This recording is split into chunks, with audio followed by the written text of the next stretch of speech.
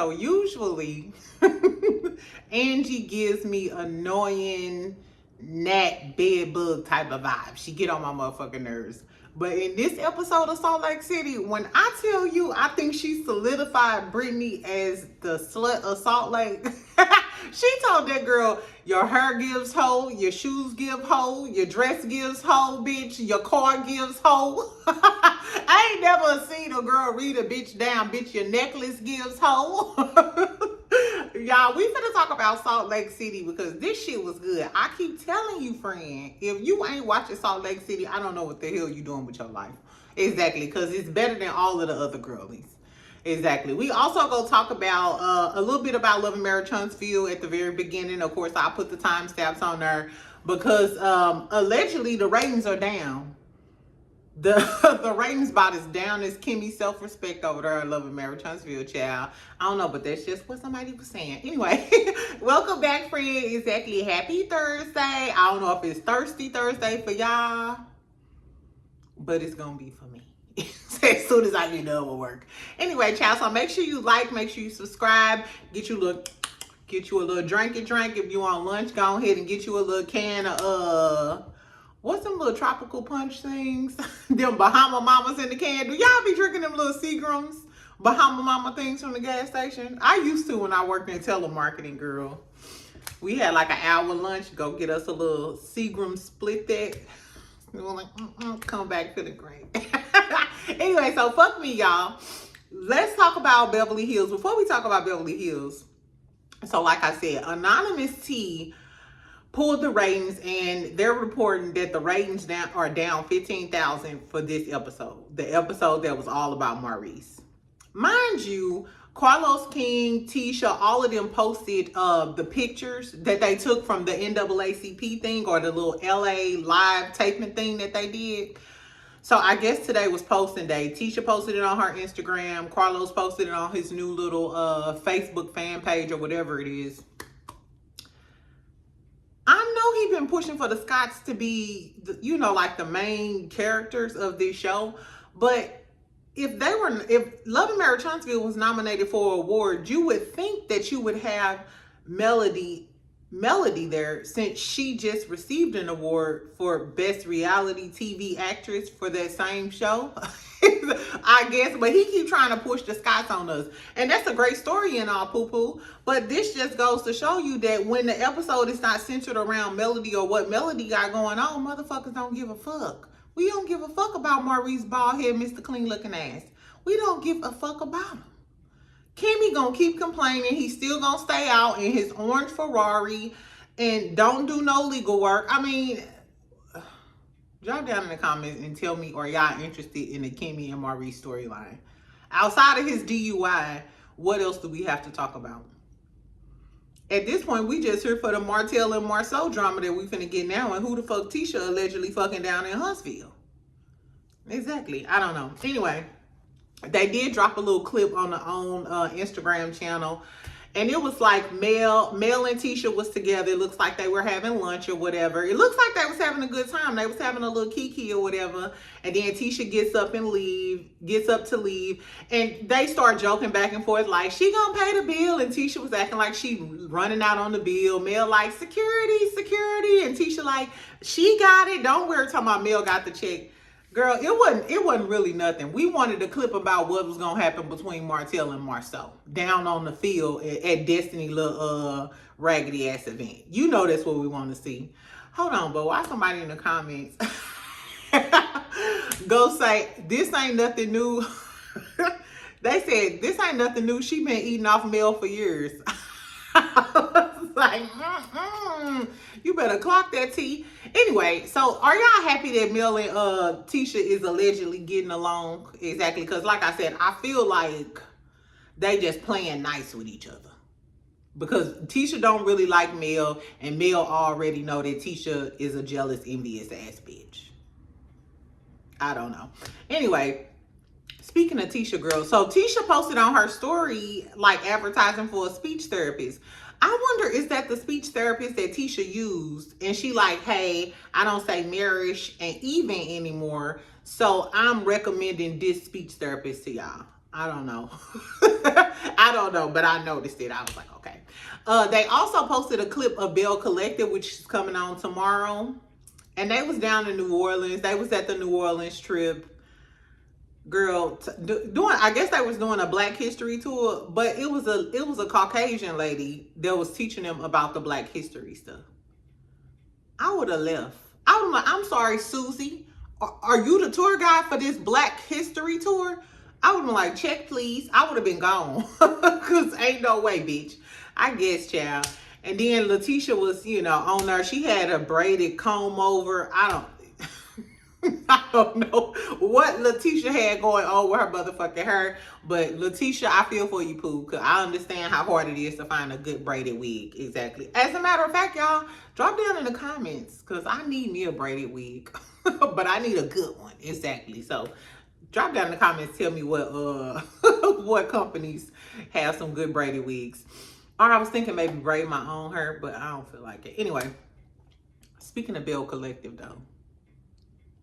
So I wasn't going to review Bell Collective again. After the last time, and I just mentioned it in my last video yesterday that I posted. I only mentioned it like the last 10 minutes of the video. And then I did a recap of Millichan interview with So Gucci. I didn't know it was So Gucci birthday yesterday. I was like, damn, you doing an interview with all of these people going in on you on your birthday? Girl, I guess. But like I said, so many of y'all got down in my comments getting on my nerves about Selena. As a matter of fact, for everybody who kept saying that it's Gucci's fault, Gucci said that Selena touched her. That's why she turned around on 10. But they edited the part where Selena touched her first and tapped her on the shoulder. And that's why Gucci turned around on 10. But we ain't gonna argue today, friend. We is not gonna debate, friend, because like I said, I said after yesterday, after I read all them comments, I was like, you know what, I ain't gonna review Bell Collective anymore. Fuck Bell Collective, fuck Selena, fuck Gucci, fuck JJ and his 2 braids. I'm done. I went Scorpio for a minute, but then I watched Queen Sheba live last night and I heard about all of that extra tea with the alleged madams and the women of the night. I'm going to go ahead and review it because I actually want to see what's going to come of this now. I want to see if Selena and Gucci going to be cool because the way Gucci made it sound, she was apologetic for the stuff that she did. Even though I'm still team Gucci every day, all day. I want to see if they going to reconcile. And Gucci mentioned that she don't mind Selena being on the show. They can both throw friendly shade back and forth as long as they don't get physical. So I want to know if that comes, if they can get over this, they can be in the same scenes. I wonder in a shade down, or is it a shade up? In a shade competition, is your girl Selena going to show up? Is she going to shade the dog shit out of Gucci, or is Gucci going to shade her down? That's what I want to know. In the battle of the wits, I want to see if y'all girl, because y'all keep telling me, friend, give her a chance. Give her, and I think Selena a Scorpio. So I'm going to give Selena a chance. I'm going to continue to review it. I'm going to give Selena a chance. But I'm finna tell you, come close, friend. If Selena don't give it, I'm going to come on her and talk so much shit. I'm going to talk so much shit, I'm going to piss y'all off. So your girl better bring it. Exactly. So I'm going to give Bell Collective a chance. I'm giving Selena a clean slate, even though I might trip her if I seen her. Damn, somebody give me just 1 second, y'all. All right, my bad, friend. The repairman came to hook up my garage. Anyway, so I'm done with the Bell Collective shit. I'll beat her tomorrow, though. We going to review Bell Collective. And just because we in a relationship, I'm going to stick with it and I'm going to give Selena a chance. Now, if Selena show up and show out, I'll be like, okay, I'm a wrong ass bitch and y'all can drag me. But if she ain't, like I said, I'm going to take a few shots of Reposado and I'm going to come over here talking cash shit. So deal, exactly. Let's talk about Salt Lake City though. Did y'all watch Salt Lake City last night? Did y'all listen to what I said and start watching Salt Lake City? Anyway, child, let's just get to it. So Meredith is having a bat mitzvah or whatever. So I think, did she just switch over to Judaism? Did she just, I know her husband is Jewish, But can't remember whether she just started practicing or whatever. Nevertheless, she's having a bat mitzvah. So she's practicing, she's taking pictures and shit with her family. Her family, she got a nice looking family. Her husband nice looking, her kids nice looking. Her oldest son comes down. He's a nice looking man, you know, so I was here for it. All of the girls get there. So they start this event. Before they start the event, you see Angie visiting with Mary. And she's talking about how Robert is doing, how her son is doing. She wasn't sure whether she's going to go to the bat mitzvah. She said because she got her own shit to worry about. And she's still very emotional about her son. Fast forward, she was on Watch What Happens Live. Mary was on Watch What Happens Live last night with Andy Cohen. And she said that Robert went to rehab. He did like 30 or 60 days in rehab. He's out. He's doing well. The wife, the Caucasian, the 8x11 wife is still in rehab. So I guess this is not funny. I guess the girl needed more time. Anyway, I thought that was really good news just to hear that they actually went out there and got some help and they, you know, on their path of recovery, because addiction is it's a very hard thing to get over. It's like a lifelong battle. Anyway, and shout out to those people who out here battling addiction or whatever. Your friend and been through it too. Stay strong and keep steadfast on your path. Exactly. I'm always here for it. Recovery, doing better, mental health, addiction, all of those things. So shout out to Robert and shout out to Mary. I know she feel a lot better since filming, you know, now that her son is out of rehab and he's doing much better. So kudos to her. I was glad that played out on our TV screen. Girl, so all of the girls get to the damn bat mitzvah. I had to Google what the attire was for a bat mitzvah. I was like, maybe I'm tripping.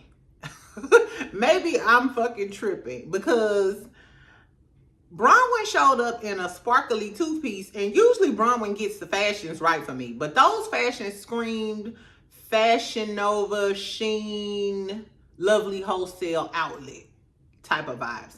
So I was like, what's the fuck's going on? Angie show up in a black slinky Versace number, titties all out and shit. What else? Heather had on some sparkly shit. I ain't like nobody outfit.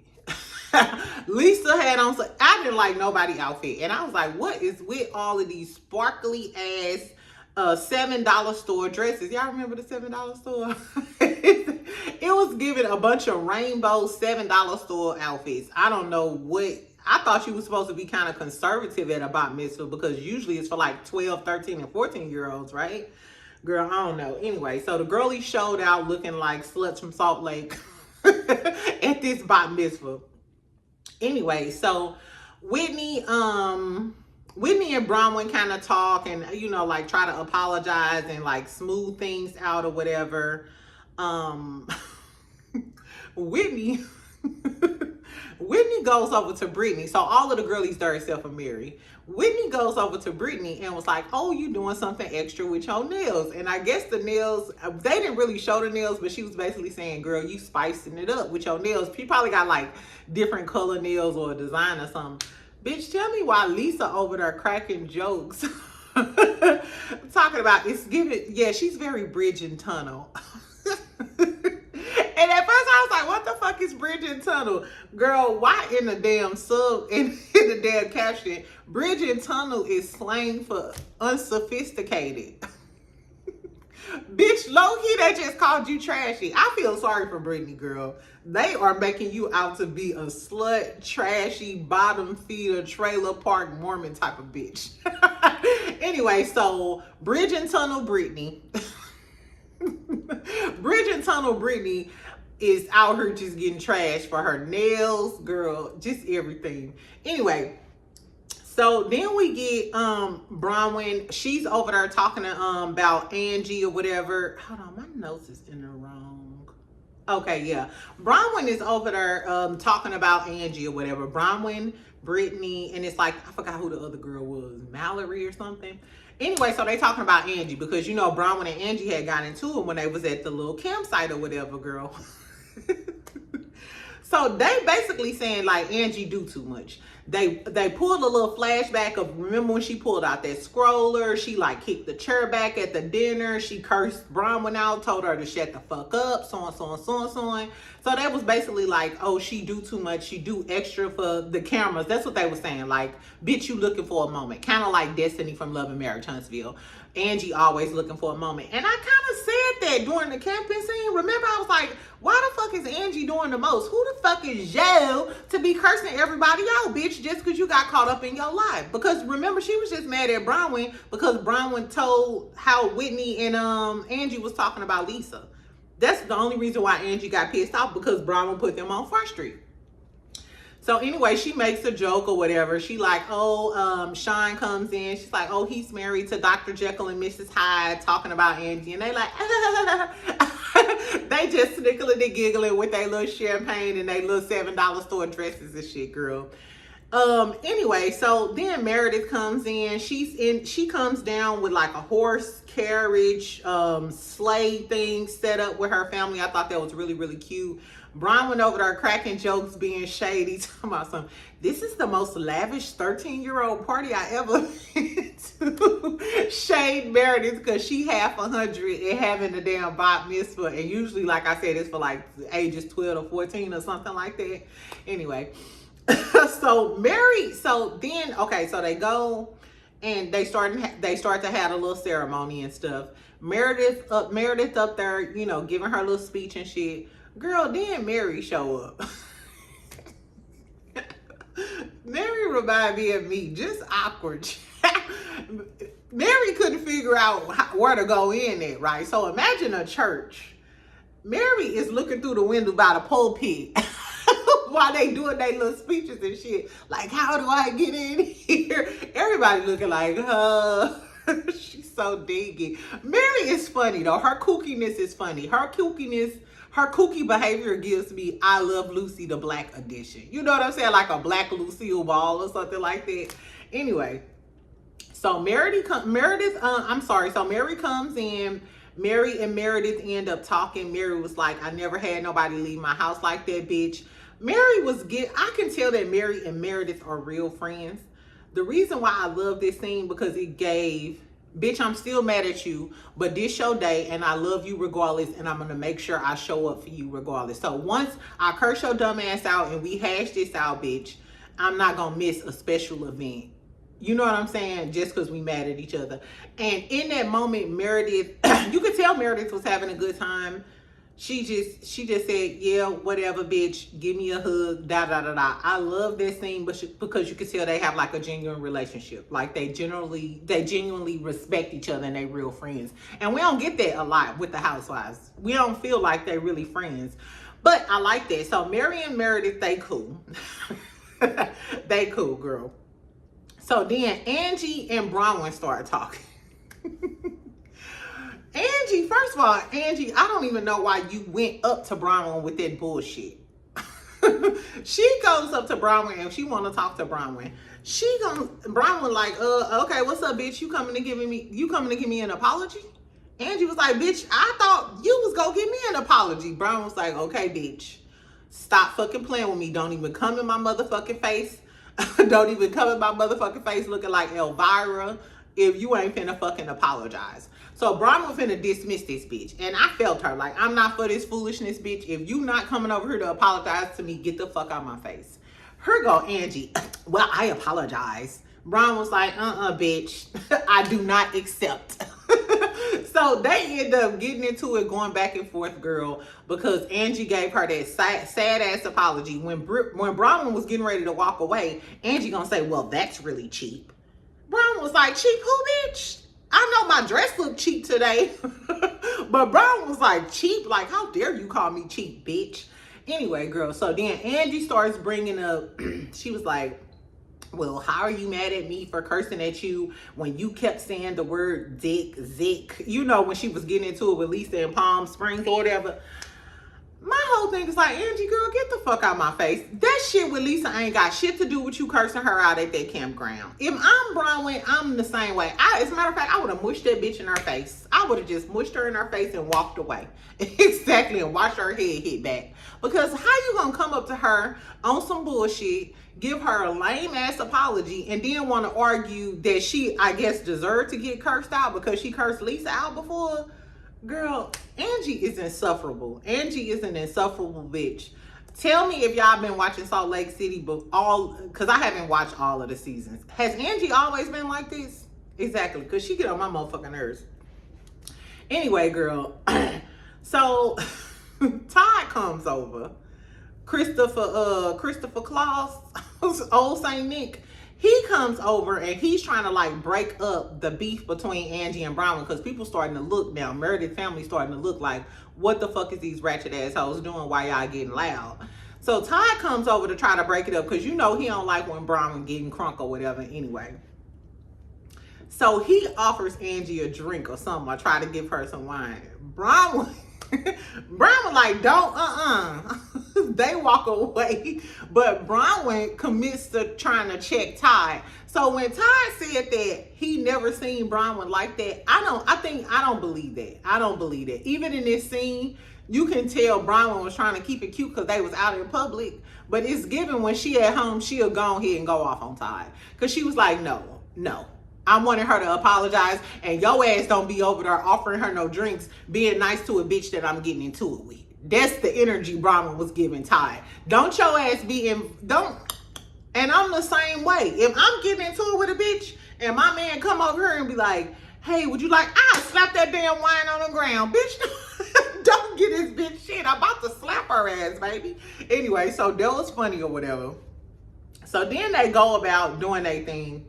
Whitney and Heather start talking. Heather was like, yeah, Bronwyn did try to throw you under the bus and tell Heather what Whitney was saying about her. But Heather was like, this my cousin at the end of the day. Whatever she said, we can say to each other. We'll fight amongst ourselves. But I ain't finna let no outsider come in between us. I can only respect it. I feel the same way. I'll call my cousins every dog dirty hoe from hell. But bitch, you don't know her. And I'll dot your eye. Exactly. Anyway, girl. So Whitney was saying that Bronwyn twisted her words and stuff. Lisa came over there like, nah, ain't nobody twisting your words, Whitney. You just a lying ass bitch. This is why I like Salt Lake City girls. This is why I fuck with the Salt Lake City girls, and I feel like they're more successful because they never try to gang up on. Well, they don't really gang up all on one person like that. I feel like anybody could get it with them. Lisa, she wasn't even talking about you. She was talking about Bronwyn. And last time we checked, Bronwyn cursed your ass out. But Lisa still came up there like, nah, ho. We ain't talking about, we talking about you being a lying ass bitch. And they don't bite their tongue. They don't bite their tongue at all. Like, no, bitch, you a lying ass bitch or whatever. Anyway, meanwhile, Brittany over there talking to Bronwyn because Bronwyn is on the outs with the ladies. Everybody is saying that Bronwyn is basically a messy ass bitch. Which now I see why. Bronwyn gives me Kenya Moore vibes. She haven't reached the pinnacle where, you know, Kenya Moore is. But when Kenya Moore first came in, she was like a wrecking ball. That's what Bronwyn is giving me. Because why she over there talking to Brittany or whatever, girl. Brittany leave the table like, yay, me and Bronwyn are friends now. I'm so happy. Because you know they ain't never been friends. Then Bronwyn goes over there. Then Bronwyn goes over to the table with the rest of the girlies or whatever. And Whitney and Brittany, everybody at the motherfucking table, right? So they talking. And Angie was talking about, Brittany was coming over there playing victim. Like, yeah, you called me a slut, da-da-da-da-da. And then Angie was trying to talk some shit about Bronwyn. Bronwyn trifling ass goes right over to Angie and was like, yeah, Brittany said you were a slut too. Brittany was like, I thought we were friends, girl. And Bronwyn talking about some, well, she wanted to be friends. Her 5 minutes is up. Talk about they friendship. Ooh, that was some scandalous ass shit, child. Brittany was just talking about how she was so happy to be Brown friend, girl. And Brown just went over there and threw you underneath the table. Brown was like, whatever. She didn't give a fuck either. The fucks that Bronwyn don't give when she be starting up all of this mess is a giggle for me. Like, it makes me snickle and giggle. Girl, anyway. So Bronwyn starts up the motherfucking mess. Brittany was like, yeah, I said if you're calling me a slut, then that's probably how you are with your husband. And then Angie was like, bitch, don't shit about me. Angie was sitting there like she was the Don Donna. She was like, bitch, don't shit about me, give slut. Don't shit about me, give slut. I give money, class, and a fine ass husband. That's what I give, bitch. She said, but you on the other hand. But you on the other hand, bitch, your hair gives slut, your dress gives slut, your heels give slut, everything about you gives slut, and you wonder why Girl, Brittany couldn't do shit. This bitch read her from the top of her motherfucking... Do y'all understand that she read this bitch hair? She read her from the top of her hair down to her motherfucking heels. I was like, ugh. Girl, anyway... So Brittany can't do shit but gasp and cry, girl. She gets to crying, running, acting like the little post victim that she is. Bronwyn sitting there relishing in all the drama that she just caused. Ty, go get your motherfucking ass when you get home, bitch. Anyway, girl, so Brittany runs away crying and shit. Then she comes back telling all the ladies that she getting ready to leave or whatever. They arguing, screw you. You know how the girlies do. Anyway, so Meredith comes over like, hold on, bitches. Hold up, hoes. What the fuck is really going on? So then so here go Brittany. She slut shamed me and I'm leaving. Bitch, you didn't tell the part that you call her a slut too. You didn't say that. And they was arguing back and forth about her saying she fucked with 3 dudes, 10 dudes, whatever the case may be, bitch. It's already out in the streets that your coochie is around Salt Lake City. They basically saying that your mouth is on the house. That you suck zick for sport. Allegedly. That's what they said about you. And they said you was, Bridge and Tunnel. Girl, not you, Bridge and Tunnel Brittany. With the porn hair, the porn dress, and the porn heels. Girl, they drugged Brittany for filth. They drugged her by them highlights this episode. Anyway, child, so Meredith get over there. Brittany crying and shit like, she slut shamed me, da-da-da. Meredith is fed the fuck up. Meredith was like, what, bitch? Here go Angie, let me explain. No, I don't want... Meredith's like, bitch, you can't explain shit. Security, get her and her raggedy ass husband up out this motherfucker. Girl, Angie keep walking behind her trying to explain. Meredith's like, bitch, I'm not trying to hear none of that shit you talking about. And like a true Karen that Meredith is, she like, security. And what was so fucking funny is, these ladies are short. Security big as a motherfucker. Angie is like trying to talk to Meredith. Meredith behind these 2 big ass security dudes like, get her the fuck out. Tell her and her husband to get her the fuck out. Girl, Angie couldn't even get near her. And sure enough, Angie got an attitude. She threw Brittany coat on the way out, went in the hallway crying and shit. Lisa went out there to try to, see what was wrong with her and shit. She throwing napkins and shit. The same shit that Bronwyn was talking about earlier. Angie be doing too much. Angie, you doing too much for a scene. You want to be that girl, but you will never be that girl. Right. You will never be that girl, Angie. And it's given that's what you want to give. Or maybe you felt like Bronwyn was getting too much shine time, so you had to step it up a little bit. I don't know, girl, but the episode was funny. Anyway, what else happened? That was pretty much it. Then at the end of the episode, everybody was starting to leave and shit. Lisa is taking all of the ladies to Puerto Vallarta. Anyway, so she taking all of the girlies out of town, girl, on the next episode. But this episode was funny, child. It was funny, just like the last episode. The Salt Lake City girls get tense across the board. I'm talking about funny, shade, drama. We got the mental health issue, the real life shit with Mary. We got real friendship, sluts, girls fucking with 3 people. She read the girl from head to toe. Oh, girl, I'm gonna start telling girls, girl, your hair gives slut vibes. Drop down in the comments. This should be so messy, but let's have some fun, friend. It's Thursday. Drop down in the comments and give me whole hairstyles. Give me some whole hairstyles. Is a side ponytail a whole hairstyle? Y'all was rocking it when B had it on. I don't know. Is a lace front a whole hairstyle? I won't take it personally. I might block you, exactly. Anyway, y'all, so tell me what y'all thought about this episode of Salt Lake City. Was Angie dead wrong for trying to front Bronwyn out like that and not giving her no real apology? Was she wrong for reading Britani from head to toe about being a slut and being a bridge and tunnel type of girl? Anyway, and tell me what y'all think about Love and Marriage Huntsville. Are y'all gonna watch it this weekend? And Bell Collective. Are y'all gonna watch Bell Collective tomorrow? Do y'all really give a fuck? Because if not, I could go on a date tomorrow and really live my best life on a Friday. So tell me what y'all gonna do and drop down in the comments and drop them whole hairstyles. Y'all know I reply to all my comments. Anyway, friend, I'll talk to y'all later. Have a good day.